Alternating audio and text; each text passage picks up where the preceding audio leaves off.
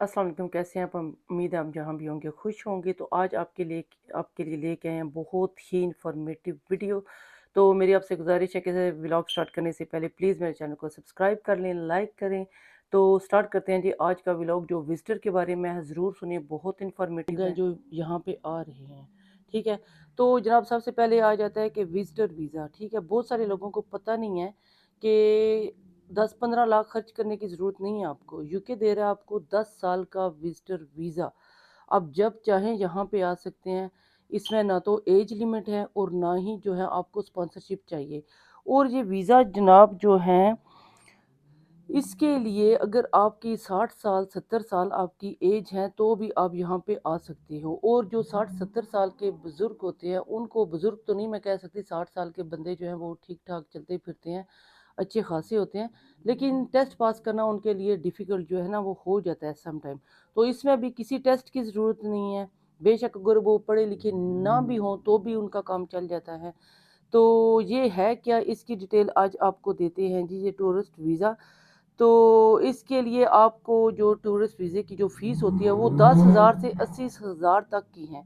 ये डिपेंड करता है कि आप कौन सी कैटेगरी में आ रहे हैं। ठीक है, और ये वीज़ा है क्या, ये कितने कितने माह का है, कितने साल का है? क्योंकि स्टार्ट पे तो यही होता है कि विजिटर वीज़ा 6 माह का होता है, जिसमें आप 2 माह 3 माह कोई 4 माह रहता है तो चले जाते हैं।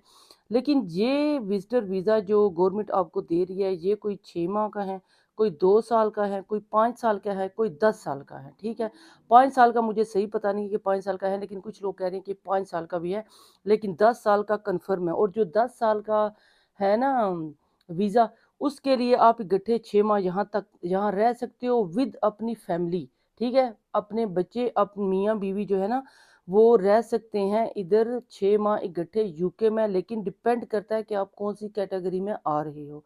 ठीक है, इसके बाद जनाब आ जाते हैं, आपको बताएं कि इसमें डॉक्यूमेंट्स आपको क्या चाहिए होंगे। ठीक है, डॉक्यूमेंट्स में तो सबसे पहले तो बात आ जाती है जिसने आपको स्पॉन्सर करना है। ठीक है, अगर कोई ब्रिटिश है जिस जो आपको स्पॉन्सर कर रहा है, मतलब उसके पास के यहाँ की कोई नेशनैलिटी है, यहाँ का कोई रेजिडेंट है, तो वो पासपोर्ट यहाँ का वो अचीव कर चुके हैं, तो उसका पासपोर्ट की कॉपी चाहिए और साथ 2 फ़ोटो उसकी चाहिए।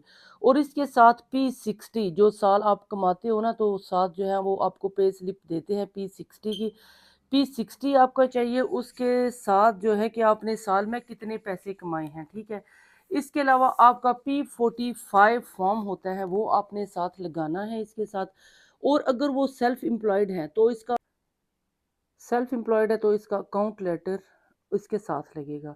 और अगर वो एम्प्लॉयड हैं तो HR लेटर और पे स्लिप इसके साथ लगेगी। और अगर आपने उसकी देखना है कि वो किराए के घर में रह रहा है या फिर उसका अपना घर है, रेजिडेंट उसकी अपनी है, लेकिन अगर वो किराए के घर में रह रहा है तो उसकी आपको एग्रीमेंट लेटर जो है वो आपको चाहिए होगा। और अगर खुद का उसका मकान है तो लैंड रजिस्ट्री लगेगी इसके साथ। इसके साथ जनाब आ जाते हैं कि इसके अलावा आपको और क्या चाहिए होगा। साथ इसके लगेगा जी कवर लेटर लगेगा, कि आपने जो भी इसके कागजात के साथ जो लगाना है वो जहाँ भी आप लेके जाओगे जो अटेस्ट करते हैं उसके सिग्नेचर साथ लाजमी होने चाहिए। इन चीज़ों के साथ साथ जनाब जो आपको स्पॉन्सरशिप कर रहा है उनके बैंक स्टेटमेंट चाहिए और उनके बिल चाहिए। बिल कौन से उसके चाहिए, एक तो वाटर बिल चाहिए और दूसरा इलेक्ट्रिसिटी बिल चाहिए। तो मेरे ख्याल से ये तो सारे हो गए हैं जी चीज़ें जो आपने देनी है। मैं एक दफ़ा फिर, हाँ, बिल के साथ आपने कौंसल टैक्स जो उनका होता है ना वो भी इसमें इंक्लूड होता है, तो ये भी साथ जो है ना आपने देखना है। मैं एक दफ़ा फिर रिपीट कर देती हूँ कि आपने कौन कौन सी चीज़ें जो हैं वो उनका ख्याल रखना है, कौन से आपके जो डॉक्यूमेंट्स हैं वो हैं। सबसे पहले आ जाता है जी पासपोर्ट, फिर उसके बाद P60 P45 accountant letter Tennessee agreement. उसके अलावा आ जाता है लैंड रजिस्टर जो होता है वो। इसके बाद आ जाता है जी बिल कॉपी। तो उसके अलावा कौंसल टैक्स आ जाता है, बिल में वाटर बिल इलेक्ट्रिसिटी बिल है, उसके बाद पे स्लिप है, उसके बाद बैंक स्टेटमेंट है। ये चीज़ें चाहिए आपको जो आपको स्पॉन्सरशिप कर रहे हैं उससे आपको ये चीज़ें रिक्वायर्ड हैं। तो जनाब ये तो हो गया जिसने आपको स्पॉन्सर करना है उसकी। लेकिन अब आपकी बारी है कि आपको कौन से डॉक्यूमेंट्स चाहिए, इनकी डिटेल भी मैं आपको देती हूँ। आपको चाहिए जी पासपोर्ट, आपको चाहिए फ़ोटो, आपको चाहिए वीज़ा फ़ीस, आपको चाहिए मेडिकल इंश्योरेंस, ठीक है ना? जहाँ भी डॉक्टर हैं आपका, जो भी आप उनसे चेकअप वगैरह करवाते हैं, तो उनके अगर आप अपने पास थोड़ी-सी कोई मेडिसिन लेके आ रहे हैं, तो उनका ना एक लेटर बनवा के आप अपने साथ ले आएँ। ये बहुत ईज़ी होता है, काफ़ी लोग करते हैं। तो आप भी जो है अपना जो है ना वो मेडिकल रिपोर्ट जो है ना वो मेडिकल इंश्योरेंस वो बना लें, तो साथ लेके आएँ, ताकि आपको ना कोई भी जहाँ आप आके ना कोई दिक्कत ना हो। और अगर आपको तो कोई स्पॉन्सर कर रहा है, ये बहुत अच्छी बात है, लेकिन अगर कोई आपको स्पॉन्सर नहीं कर रहा, आपने आके डायरेक्ट होटल में रहना है, तो इसकी डिटेल भी आपने साथ वो लगानी होगी, कॉपी जो है ना डिटेल वो भी आपने साथ देनी है कि मैं किधर रह रहा हूँ, मेरी कौन सी रहाइश है, या अगर घर में रह रहे हैं तो आपने ये साथ लगाना है कि कौन सा घर है, कहाँ पे रह रहे हो आप, ये सारी डिटेल आपने देनी है। और जनाब सबसे इम्पोर्टेंट बात वो ये होती है कि जब आप टिकट करवाते हो यहाँ आने का, यूके आने का, तो आपने रिटर्न टिकट करवाना है। आपने सिंगल साइड का टिकट नहीं करवाना। अगर आप रिटर्न टिकट नहीं करवाओगे तो वो आपको डिपोर्ट कर देंगे। मतलब आप पूरी ज़िंदगी यूके नहीं आ सकोगे। ये सबसे मेन चीज़ थी कि मैं आपको ये बताऊँ, ठीक है? तो इसके साथ-साथ मैं आपको दूसरी बात बताती चलूँ कि आप अगर बिज़नेसमैन हो, कोई भी आप काम करते हो, तो आपका सोर्स ऑफ इनकम जो होता है, वो आपने शो करवाना है। इसके साथ आप जो बैंक की कॉपी होती है, आप वो साथ वो आपने वो अटैच करनी है। बैंक स्टेटमेंट अटैच करनी है। अकाउंटेंट लेटर जो होता है, वो आपको चाहिए होता है। तो ये सारी चीज़ें जनाब हो जाती हैं आपके लिए। और बैंक में आपका जो है ना, वो पैसे वो भी अगर 2 से 3 लाख रुपया हैं, तो फिर भी चलेगा। साथ कुछ करेंसी जो है वो आपने साथ लेके आनी है। तो ये सारी चीज़ों का आपने ख़्याल रखना है, ये होगी आपकी सारी चीज़ें। और अब आ जाते हैं स्टूडेंट पे। अगर स्टूडेंट घूमने फिरने के लिए स्टूडेंट आना चाहते हैं, तो उनको कौन सी चीज़ें रिक्वायर्ड हैं, वो भी मैं आपको बताती हूँ। तो स्टूडेंट का आ जाता है कि जी स्टूडेंट कौन सा कोर्स कर रहा है, तो उसके लिए उसको वो करेक्टर सर्टिफिकेट चाहिए होती है, मार्कशीट वो साथ अटैच करनी है आपने। तो साथ ये सेम प्रोसेस, बाकी सारा सेम प्रोसेस वही है जो मैंने आपको ये बताया है, लेकिन ये 2-3 चीज़ें एक्स्ट्रा हो जाती हैं कि जो आपने जो है प्रिंसिपल लेटर, सॉरी वो मुझे याद नहीं रहा, प्रिंसिपल लेटर आपने साथ लगाने हैं। इसके अलावा आप स्टडी कौन सी कर रही हो, और आपने किस चीज़ का फ़ाइनल आपने एग्ज़ाम दिया है, उसकी मार्कशीट वो अपने साथ लगाने हैं। फ़र्दर आप क्या कर रहे हो, आपने मतलब कि किस चीज़ में आपने एडमिशन लिया हुआ है, अभी आप क्लासें जॉइन नहीं कर रही हो, वो भी साथ आपने अटैच करनी है। सारी प्लानिंग आपने अपनी बतानी है।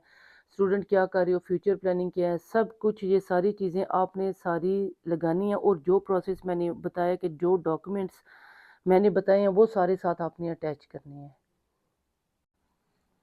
विज़िटर वीज़े के बारे में आपको थोड़ा-सा बताती चलूँ कि जैसे पहले 6 माह का विज़िटर वीज़ा होता था, तो उसमें क्या होता है कि जो भी आता है वो 4 माह, 3 माह ऐसे रह के तो चला जाता है। नेक्स्ट ईयर जब भी वो कोशिश करता है यूके आने की, तो उसकी जो है ना वो लग जाता है, वीज़ा लग जाता है, लेकिन थोड़ा-सा अगर कोई 4 माह रहता है ना, तो उसका थोड़ा प्रोसेस में चला जाता है। लेकिन जो लोग 6 माह के विज़िटर वीज़े पे आते हैं, 2 माह, 2.5 माह, 1 माह रहता है, तो एकदम से उनके वीज़े चले जाते हैं, एकदम से उनके वीज़े लग जाते हैं। तो अगर आपकी प्लानिंग है कि आपने यूके आना है और 3-4 दफ़ा जैसे वो आए, तो आपको 5 साल का वीज़ा दे देते हैं। अगर आप विज़िटर वीज़े पे आ रहे हो, तो आप कम से कम आके इधर रहो। अगर 1 माह रहोगे, 1.5 माह, 2 माह तक रहोगे ना 6 माह के वीज़े पे, तो बहुत, बहुत, बहुत अच्छा होगा। नेक्स्ट आने वाले वीज़े पे आपका बहुत वो असर करेगा। इसी तरह अगर 4 साल अगर आप आए, 1 माह, 2 माह रह के आप चले जाते हो, तो 4 साल के बाद 4 मतलब 4 दफ़ा आते हैं या 5 दफ़ा आते हैं, तो फिर आपको 5 साल का वीज़ा बहुत ईज़िली मिल जाता है। अगर आपकी यही कोशिश है कि हम ऐसा करें, तो कम से कम प्लीज़ आके यहाँ पे रहें, ताकि नेक्स्ट टाइम आपको वीज़े में कोई परेशानी ना हो। तो जनाब कैसा लगा मेरा आज का व्लॉग, डिटेल के साथ आपको दिया है, बहुत मेहनत कर रही हूँ। तो जिसने भी मेरे चैनल को सब्सक्राइब नहीं किया, तो मेरे चैनल को प्लीज़ सब्सक्राइब कर लें। ये आज मैं आपको 3 स्टोर में लेके गई हूँ, ठीक है? तो सेंसबरी पहले गई थी, उसके बाद होम बारगेनिंग गई थी, उसके बाद ये आए हैं एज़डा आए हैं, तो अब ये मैं मसाला पीस रही हूँ। पता है क्यों? ये क्योंकि आपको किसी ने नहीं बताया। ये सब कहते हैं कि 1 हफ़्ते की ग्रोसरी इतने में आती है, 1 हफ़्ते का खर्चा इतना आता है। ये कुछ भी नहीं होता है, सब झूठ है। पता क्या होता है? मैं जैसे ये डिफरेंट स्टोरों पे यूँ ना, इसी तरह आपको डिफरेंट स्टोरों पे लेके जाऊँगी मैं।